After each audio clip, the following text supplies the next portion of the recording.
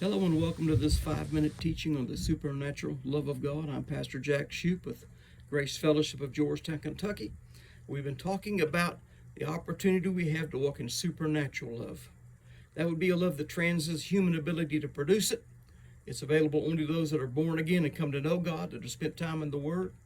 We discovered out of 1 Timothy chapter 1 verse 5, God's recipe for agape, 3 ingredients to walk in the agape of God: a pure heart, a good conscience, and genuine faith.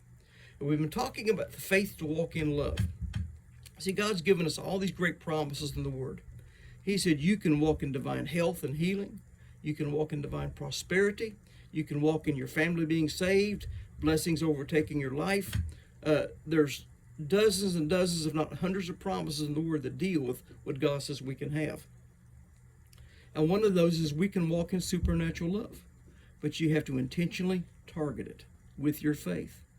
We were talking about 5 steps to walk by faith, to live by faith. They were revelation, meditation, activation, manifestation, and restoration. That if you want to walk in supernatural love, study verses on it. Get in the Word and do a search on the word love and meditate those verses or study them until you get a revelation. This is real. It's beyond human ability, and I can have it. And then you take a few of those verses, you write them down, and you meditate on them till you know it's yours, till you know it's God's promise to you, until you feel like it's alive within you. And step 3 in living by faith is activation or application. See, it's not enough to have faith. You got to apply it. It's not enough to have a gallon of paint in your house. If you want it on the walls, you better get a brush and start spreading.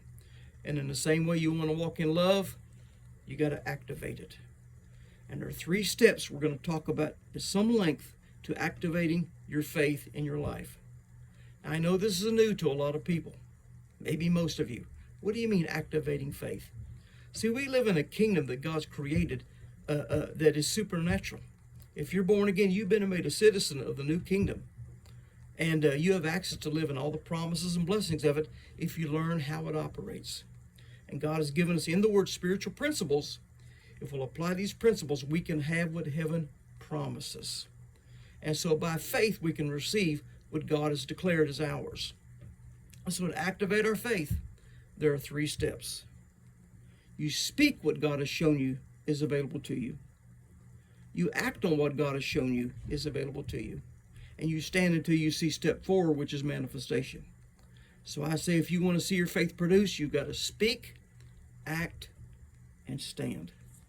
And so again, we talked about this previously. Jesus said if you can speak to the mountain, name your mountain, and you don't doubt in your heart, but believe those things you say, you've built faith in it, you believe it, same word for faith, you can have whatever you say.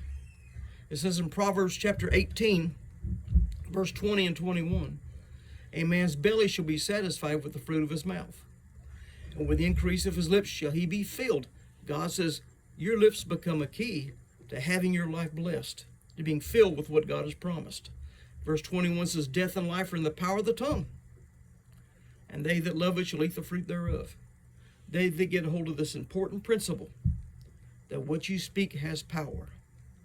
Now, I was raised like many of you, being taught sticks and stones will break my bones, but words will never hurt me. Nothing could be further from the truth. The words that are spoken against us, and especially those we speak ourselves against us, can destroy our lives. And so many people have been taught to walk around speaking. Nothing goes right for me. I just can't seem to win. Everything goes wrong. You are speaking prophetically defeat in your life for your future. And so if you want to live in victory, you want to live in life, speak life. Where it says death and life are in the power of the tongue, it starts with death. Death is the natural inclination of a man to speak. We never say things like, oh, I'm just tickled to life. We say, I'm tickled to death. Oh, I'm dying to see you. I could just die. See, we've been programmed by darkness to speak death into our lives. Learn to speak life.